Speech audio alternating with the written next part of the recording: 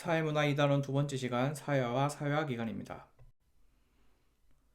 오늘의 핵심 질문입니다. 첫 번째, 사회화에 대해서 배웁니다. 두 번째, 사회화 기간에 대해서 배웁니다. 세 번째, 기능론, 갈등론, 상징적 상호작용론이 사회화를 어떻게 바라보는지를 배웁니다. 오늘 배울 내용은 굉장히 쉬운데 수능에 무조건 출제되는 그런 부분이고요. 쉬운데도 여러 학생들이 틀리는 경우가 있는데 틀리는 이유는 이제 너무 쉽다 보니까 오늘 배우는 내용들을 그냥 뭐 쉽네 하고 넘어가고 제대로 기억을 하지 않아서 틀리는 거죠. 오늘 배울 내용은 다음 시간에 배울 집단, 조직 이런 거랑 섞어서 출제가 되는데요. 반드시 이제 오늘 배울 내용과 그 다음에 배울 집단, 조직 이거를 같이 이제 한번 자기 노트나 교과서 옆부분 혹은 뭐 수능 특강 뭐 자기 공부하는 곳에 한번 그 개념을 모아서 꼭 정리를 해보세요. 알았죠? 오늘 수업 들어가기 앞서서 선생님 얘기를 잠깐 몇 가지 해볼게요. 그 OT 때 그 여러분들한테 뭐 좋아하는 거 적어달라고 얘기를 했잖아요. 어, 대부분 아직도 뭐 오버워치 롤, 뭐 BTS 뭐 다 비슷하던데 자, 선생님 얘기를 잠깐 해보도록 하겠습니다. 자, 이게 뭘까요? 그렇죠. 뇌죠. 누가 봐도 뇌인데 조금 작으니까 확대해 보도록 하겠습니다. 자, 누가 봐도 뇌인데 자, 선생님의 뇌 속에는 지금 뭐 어떤 게 들어있을까요? 일단 뭐 온라인 수업 생각이 있겠죠. 어쩌다 이런 코시국이 와서 지금 온라인 수업 하고 있는지 어, 이런 생각도 있을 것 같고 그리고 선생님은 요즘 이제 화제인 게임 있죠. 동물의 숲. 이런 게임도 하고 있습니다. 여러분들은 게임하면 안 되죠. 지금 고3인데. 선생님은 조금 쉬는 시간에 해도 되겠죠. 게임도 하고 있고. 그리고 선생님 음악 듣는 거 좋아합니다. 인디 음악 듣는 것도 좋아하고. 그리고 락 듣는 것도 뭐 좋아해요. 힙합은 별로 안 좋아합니다. 그리고 선생님은 이제 사회문화뿐만 아니라 정치와 법도 가르쳐요. 정치와 법을 가르치는 만큼 어떤 우리나라 정치에 대한 관심도 많겠죠. 얼마 전에 뭐 투표도 있었고. 그리고 뭐 사실 뭐 여기 적을 수 없는 수많은 것들이 있겠죠. 예를 들어 뭐 선생님이 뭐 어떤 옷을 좋아하는지 뭐 이런 것도 있을 거고. 그리고 뭐 여러 가지 지식들도 있을 거고. 뭐 기타 등등 엄청나게 많을 거예요. 우리가 머릿속에 엄청나게 많은 것들이 있잖아요. 자, 그런데 지금 여기 적어 놓은 것들 있죠. 뭐 온라인 수업에 관한 거, 정치, 패션, 인디락, 동물의 숲, 지식. 자, 이런 것들이 자, 전부 다 선생님이 선생님이라고 소개한 것들인데 자, 선생님이 태어날 때부터 딱 태어났어요. 응애 응애 하면서 나는 온라인 수업 어떻게 하는지 알고 있어. 나의 정치 성향은 어때? 나는 어떤 정당을 좋아해. 태어날 때부터 나는 동물의 숲 좋아해. 이랬던 거 아니죠. 자, 선생님이 뭐 좋아한다고 얘기하고 했던 것들 전부 다 어때요? 우리 사회로부터 온 것들이죠. 전부 다. 어, 인간은 이렇게 사실 내가 알고 있고 내가 어떻게 행동하고 내가 좋아하는 게 뭐고 나의 정치 성향은 어떻고 뭐 내가 생각하는 남자답다, 여자답다 이런 생각들까지 전부 다 사회로부터 이제 구성된 거죠. 선생님 이 말을 하고 싶어가지고 이제 이 얘기를 했는데요. 그래서 오늘 배울 사회화라는 개념이 정말 쉽지만 사실은 사회학에서 정말로 중요한 그런 개념이라고 할 수가 있습니다. 자, 그럼 사회화에 대해서 배워보도록 하겠습니다. 사회화는 일단 교과서를 보면 이렇게 설명이 되어 있어요. 지식, 기술, 규범, 가치의 내면화 이렇게 되어 있는데 좀 더 쉽게 바꾸면요. 이 네 개를 다 한 단어로 통합해서 말을 할 수가 있어요. 이거를 다 합해서 문화라고 할 수 있는데요. 중학교 때 문화에 대해서 배웠죠. 좁은 의미의 문화, 넓은 의미의 문화. 뭐 다 까먹었을 수도 있겠지만 넓은 의미의 문화, 좁은 의미의 문화에서는 나중에 또 문화 단원에서 배울 건데 그래서 사회화는 그냥 이렇게 기억해 둡시다. 사회화는 문화의 내면화다. 내면화가 뜻이 뭐죠? 내 걸로 만든다는 소리죠. 어, 여러 가지 학교에서 배우는 그런 지식들도 있을 거고 학교에서 배우는 것들뿐만 아니라 사실 여러분들이 갖고 있는 수많은 지식들이 있잖아요. 꼭 어려운 것뿐만 아니라 예를 들어 수저 사용하는 법 여러분들 다 알고 있죠. 숟가락 어떻게 쓰고 있는지 젓가락 어떻게 쓰고 있는지 어, 미국인들보다 영국인들보다 다 잘 알다시리죠. 뭐이 기술이라고도 볼 수 있을 것 같고요. 규범은 어떤 거냐면 자 여러분들 조선시대 사람 데리고 와서 횡단보도 건너라고 그러면 건널 수 있을까요? 할 줄 모르겠죠. 여러분들은 할 줄 알죠. 어, 이런 어떤 규칙을 지키는 법 이런 거를 여러분들 다 알고 있죠. 그리고 가치 내가 어떤 거를 중요하게 생각하는지 아까 뭐 선생님이 앞에 예시에서 들었던 나는 어떤 정당을 좋아해 이런 것도 가치에 들어갈 거고요. 혹은 뭐 선생은 이래야 돼 학생은 이래야 돼 이런 것들까지 이런 것들에 대한 생각까지 전부 가치에 포함된다고 할 수 있을 거고요.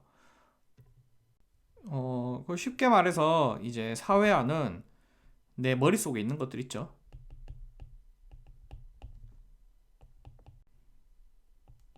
내 머릿속에 있는 것들 중에서 본능 빼고 나머지 전부 다가 사회화의 결과라고 할 수 있습니다. 어, 태어날 때부터 어떤 본능적인 그런 행동도 분명히 우리 인간 속에는 그런 본능적인 것들도 있죠. 예를 들어 먹을 것을 보면 군침이 돌아요. 배가 고파져. 이런 거는 본능이겠죠. 그런데 어, 먹을 거를 보고 사실 배가 고픈 것도 나는 어떤 음식을 좋아해. 예를 들어 선생님이 뭐 회를 좋아해요. 회를 좋아하는 이유 어릴 때 회를 먹고 그 맛을 알았기 때문에 혹은 어떤 음식점에 가서 이제 회를 정말 잘 치는 집을 가서 회를 먹었는데 그게 너무 맛있는 거야. 그럼 그때의 기억이 어때요? 지금의 나를 만든 거죠. 이렇게 먹을 것을 봤을 때 그냥 군침이 돈다. 이런 정말 본능적인 그런 것 빼고는 전부 우리 사실 내 머릿속에 있는 나를 구성하는 모든 것들이 다 사회화의 결과인 거라고 할 수 있죠. 이 사회화는 이제 1차적 사회화랑 2차적 사회화로 나눌 수 있는데요. 1차적 사회화는 다른 말로 원초적인 사회화라고도 합니다. 그 말은 1차적 사회화는 정말 기초적 사회화를 1차적 사회화라고 그래요. 내 머릿속에 있는 그 본능 빼고 나머지 것들을 전부 사회화라고 했잖아요. 사회화의 그러니까 결과야, 결과. 그 중에서 정말 우리가 인간으로서 살아가기 위해서 필요한 정말 기초적인 것들 있죠. 예를 들어 선생님 지금 말하고 있잖아요. 말하는 법. 우리 한국말 하는 법. 수저 쓰는 법. 어른한테 인사하는 법. 혹은 뭐 마트 가서 물건 사는 법. 정말 기초적인 거 있죠. 사람이 사람으로서 살아가기 위한 거. 이런 것들을 이제 배우는 과정을 1차적인 사회화라고 그럽니다. 그럼 2차적인 사회화는 뭐냐? 그 인간으로서 살아가기 위해서 정말 기초적이진 않지만 조금 더 심화된 어떤 지식이나 조금 더 심화된 지식이나 뭐 기술 같은 거 혹은 뭐 기술 등등 이런 것들을 이제 2차적 사회화라고 그러는데 그래서 1차적 사회화랑 2차적 사회화는 그냥 시기로 구분을 하면 됩니다. 이 1차적 사회화는 이제 아동 시절에 배우는 거, 얼라 때 배우는 거, 아기 때 그리고 한 유치원 정도까지라고 보면 돼요. 유치원 정도까지. 그때까지 배우는 내용들을 1차적 사회라고 그러고, 이제 초등학교 입학하고 나서부터 배우는 그런 내용들 있죠. 그런 것들은 2차적 사회라고 보시면 됩니다. 그래서 여기 뭐 우리 교과서에 어떤 전문적이고 심화된 거라고 이렇게 적혀 있어서 아, 엄청 어려운 내용이겠구나 이렇게 생각을 하면 안 돼요. 이 2차적 사회는 그런 정말 어린이 때 배우는 그런 내용 말고 그 이후의 것들, 그런 것들을 배우는 내용들을 2차적 사회라고 그럽니다. 자, 그러면 1차적 사회랑 2차적 사회 중에 개인의 인격 있죠, 인격. 여러분들은 뭐 인성이라 그러죠. 인성 터졌다 이런 말 쓰잖아요. 그런 인격, 인성 형성에 더 크게 영향을 미치는 사회화는 어느 시기의 사회화일까요? 그렇죠. 1차적 사회화겠죠. 1차적 사회화는 이제 왜 이렇게 시기를 나누냐면 개인의 인성 형성에 아주 큰 영향을 주는 사회화라서 이 사회학자들이 1차적 사회화랑 2차적 사회화를 구분을 해서 인간의 인성 형성은 1차적 사회화 시기에 거의 다 이루어지더라. 이거를 얘기하고 싶어서 이 개념을 이렇게 나눈 겁니다. 자, 그리고 좀 특별한 어떤 사회화 개념도 있는데요. 재사회화랑 예기사회화로 얘기가 되는데, 재사회화는 재자가 이제 다시 이런 뜻이잖아요. 다시 사회화.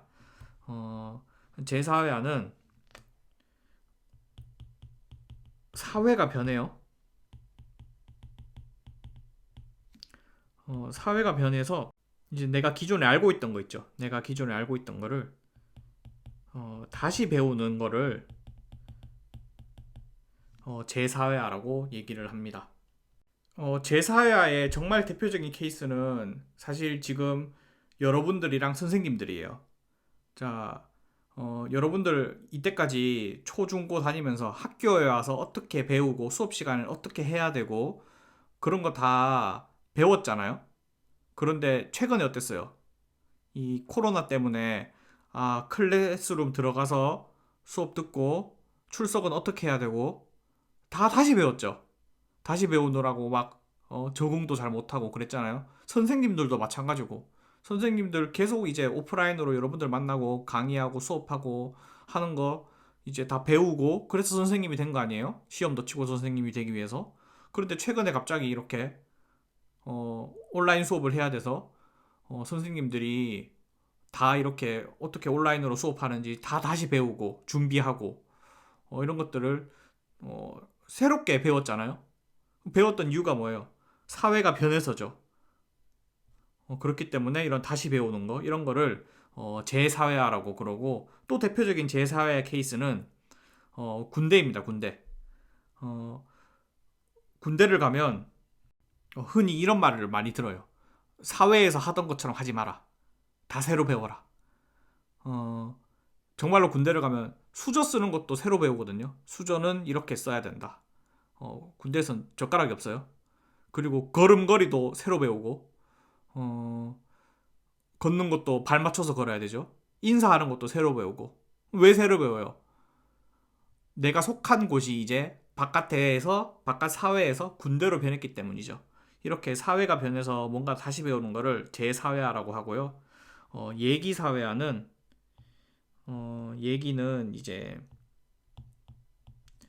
미리라는 소리입니다. 미리.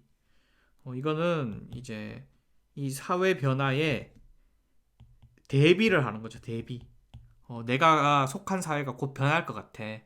그래서 이제 미리 배워두는 거를 예기사회화라고 그러는데요. 아까 선생님이 제사 얘기 들 때 군대 얘기했죠. 예기사회는 이런 거예요. 아, 내가 곧 입대를 할 것 같아. 아, 무서워. 그래서 뭐 진짜 사나이 이런 거 보고 한번 미리 배워보는 거죠.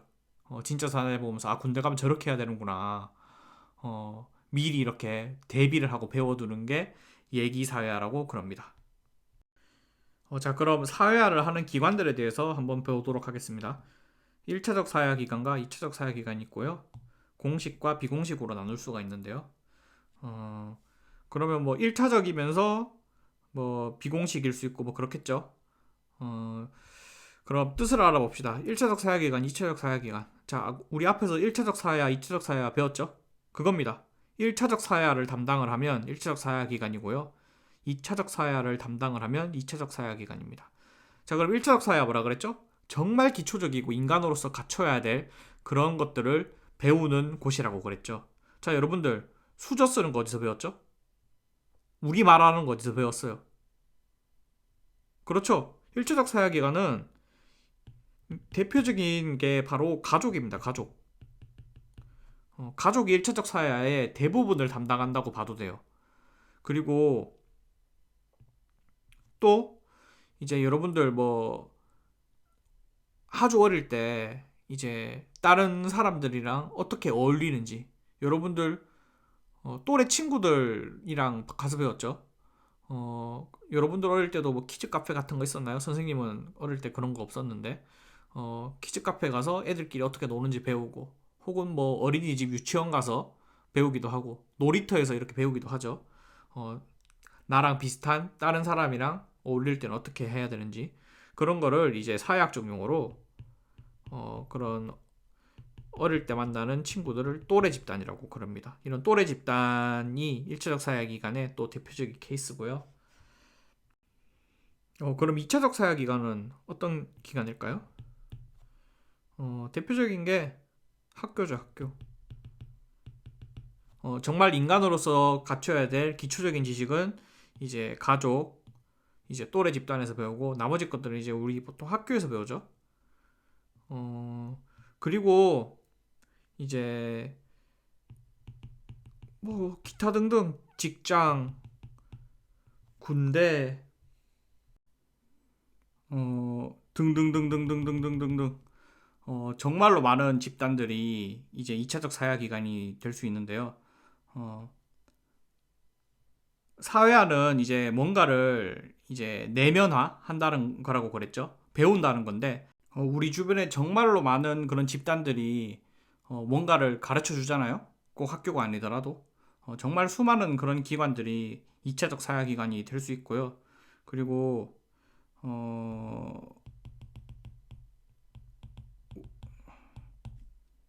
우리 수능 특강에는 대중매체를 2차적 사회 기관이라고 이렇게 넣어놨는데요.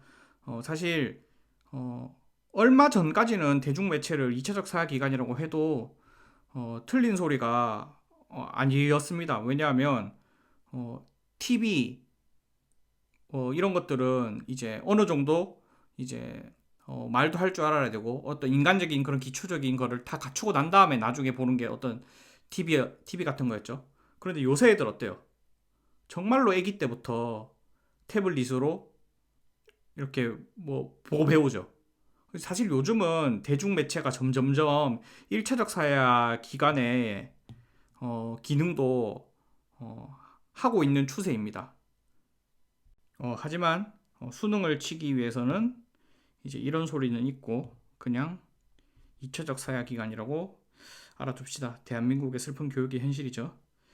자, 그 다음에 공식적 사회화 기간과 비공식적 사회화 기간에 대해서 알아봅시다. 이것도 쉬운데요. 어, 이 공식이란 말이 붙어서 공식적 사회화 기간은 뭐 엄청나게 공식적인 기구겠구나 이렇게 생각하면 안 돼요. 공식적 사회화 기간은 자, 사회화가 목적입니다. 사회화가 목적이라는 소리는 뭐냐면 좀 더 여러분들한테 와닿게 쉽게 바꾸면 교육기관이라는 소리예요.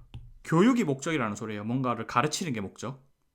그럼 비공식적 사회기관은 사회화가 목적은 아니에요. 1차적인 목적이. 하지만 사회화를 하는 기관이라고 할 수가 있죠. 자, 그럼 공식적인 사회기관 대표적인 거. 학교죠, 학교. 학교는 가르치는 게 목적이잖아요. 혹은 뭐 직업훈련소. 학원은 어떨까요? 학원도 공식적 사회기관이죠. 가르치는 게 목적이잖아요. 그럼 비공식적 사회기관은 정말 많겠죠. 나머지 다. 가족. 가족이 여러분들 가르치는 게 목적이 아니잖아요. 그럼 가족이란 존재가 너무 슬픈 존재가 되겠죠. 또 아까 뭐 또래 집단도 되겠고. 그리고 군대 많이 헷갈려 하는데 자, 군대에 들어가면 뭐 훈련소 가서 다 배운다고 공식적 사회기관이다 이렇게 생각하면 안 돼요. 군대의 목적은 뭐예요? 나라를 지키는 그런 게 목적이죠. 그걸 위해서 교육을 하는 거지 가르치는 게 목적이 아니잖아요. 뭐 배우려고 군대 가는 거 아니죠. 그렇기 때문에 공식적 사회기관은 이렇게 기억을 하면 돼요. 교육기관, 가르치는 게 목적인 기관, 그게 공식적 사회기관이고, 비공식적 사회기관은 뭔가 배우긴 하지만 가르치는 게 1차적인 목적은 아니다. 이렇게 알아두시면 됩니다. 자, 그럼 기능론, 갈등론, 상징적 상호작용론이 이 우리가 배운 사회화 개념을 바라볼 때 어떤 점에 초점을 맞추는지를 보도록 하겠습니다. 자, 기능론은 우리 사회가 마치 생물처럼 이렇게 잘 이렇게 서로 기능이 조화되어 있고 그리고 합의된 하나의 가치가 있다고 하는 그런 이론이라고 그랬죠. 그런데 이 사회가 하나의 생물처럼 이렇게 잘 조화돼서 운영되도록 만드는 바로 그 핵심적 이유를 사회화라고 봅니다. 어떤 기능론에서는 합의된 가치가 있다고 보죠. 그럼 이걸 이제 수많은 개인들이 어떻게 이걸 합의된 가치를 다 갖고 있냐? 사회화를 통해서 그렇다는 거죠. 자, 뭐 예를 들어 뭐 손흥민, 김연아, 한국인들이 뭐 다 좋아하는 그런 사람들 있죠. 그런 사람들 막 보면서 막 손흥민 얘기하면서 김연아 얘기하면서 서로 이렇게 단합을 하고 막 그렇잖아요. 그 이유 뭐냐? 대중매체에서 막 손흥민의 활약상, 김연아의 활약상, 혹은 뭐 BTS 뭐 이런 활약상 이런 걸 보면서 우리는 한국인이다. 한국 자랑스럽다. 막 사회화를 한다는 거죠. TV를 보면서. 그런 게 이제 기능론이 주목하는 어떤 사회화고요. 갈등론은 이제 이 합의된 가치라는 게 지배 집단의 가치 이런 데 주목을 하는 거잖아요. 그래서 갈등론은 이 지배 집단의 이념, 가치가 이 사회화를 통해서 어떻게 사람들한테 퍼져나가냐 이런 거에 좀 주목을 하는 편입니다. 대표적인 예시가 IMF 사태라고 할 수가 있는데요. 여러분들은 IMF 사태를 직접 뭐 겪어보진 못했죠. 그런데 이게 얼마나 큰 사건이었는지는 뭐 알고 있죠. 우리나라 경제가 정말로 휘청하고 그때 사람들이 정말로 어렵고 어려워서 자살도 많이 하고 그랬던 그런 시기였는데요. 그런데 이 IMF 때 사람들이 IMF가 왜 터졌냐 이렇게 물으면 다들 이렇게 알고 있었어요. IMF는 왜 터졌냐? 국민의 과소비 때문이다. 국민들이 돈을 펑펑 쓰고 명품 사고 그래서 이런 경제 위기가 왔다. 정말로 많은 사람들이 이렇게 알고 있었어요. 아마 지금도 이렇게 알고 있는 사람 많을 거예요. 하지만 IMF는 그런 것 때문에 온 게 아니었거든요. 지금 와서 IMF 왜 터졌냐? 경제학자들, 사회학자들 여러 가지 답변을 내놓을 테지만 주로 이제 기업들의 어떤 방만한 투자 문화, 기업들의 투자가 방만했다. 그리고 뭐 정부의 어떤 감시 체계, 금융 체계가 너무 허접했다. 뭐 그런 얘기들을 이제 이유로 내놓는데요. 절대로 뭐 국민이 뭐 과소비했다 이런 얘기를 내놓는 학자는 아무도 없습니다. 그런데 그때 사람들 다 우리가 잘못했어. 평범한 사람들이 우리가 잘못했어. 이렇게 생각을 했단 말이에요. 그 이유가 뭐냐? TV 이런 데서 이렇게 말을 했거든요. 그래서 사람들이 그런지 알았어요. 갈등론은 이런 거에 주목을 한다는 거죠. 자, 정말로 잘못한 어떤 기업의 그런 재벌의 총수라든지 아니면 정부 관료라든지 이런 사람들이 우리가 잘못했습니다 하기 싫잖아요. 그래서 이제 국민들한테 어떤 평범한 사람들한테 탓을 할 수 있는 어떤 이념, 가치 이런 거를 전파를 한다는 거죠. TV 혹은 교육 이런 거를 통해서 심지어 우리 교과서에도 그런 식으로 잘못 적혀 있는 경우도 있었어요. 국민들이 과소비해서 그렇다 이런 식으로 갈등론은 이렇게 어떤 지배 집단의 이념 가치가 어떤 식으로 이제 퍼져 나가는지 사회화를 통해서 그런 거에 주목을 하는 그런 이론이고요. 상징적 상호작용론은 얘들 둘이랑 좀 따로 놀죠. 상징적 상호작용론은 어떤 개인들의 내면 세계 이런 거에 초점을 맞추는 이론이었잖아요. 마찬가지로 사회화도 어떤 과정으로 사회화가 일어나는지 개인들한테 그런 거에 좀 관심을 가집니다.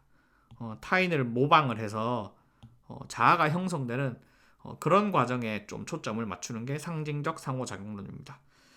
자, 오늘 이렇게 사회화를 바라봤는데 오늘 내용 자체는 사실 굉장히 쉬운 내용이었는데요. 이거를 배움으로써 한번 여러분들이 나의 생각이나 어떤 나의 가치 이런 거를 한번 좀 되돌아볼 수 있는 그런 계기가 됐으면 좋겠습니다. 어, 나의 어떤 정치적인 관점이라든지 혹은 내가 갖고 있는 그런 어떤 고정관념들 있죠. 남자는 이래야 된다, 여자는 이래야 된다 이런 게 있을 수도 있고 혹은 학생은 이래야 돼, 혹은 선생님은 이래야 돼. 이런 것들이 다 태어나면서부터 있었던 생각은 아니잖아요. 전부 우리의 사회로부터 온 거란 말이죠. 그래서 우리가 내가 갖고 있는 생각이나 어떤 가치 이런 것들이 절대 당연한 게 아니고 우리 기존의 사회로부터 온 거기 때문에 한 번쯤 무엇이든 생각해보고 그게 정말 맞는지 따져보고 이럴 수 있는 그런 계기가 됐으면 좋겠습니다. 자, 그럼 안녕.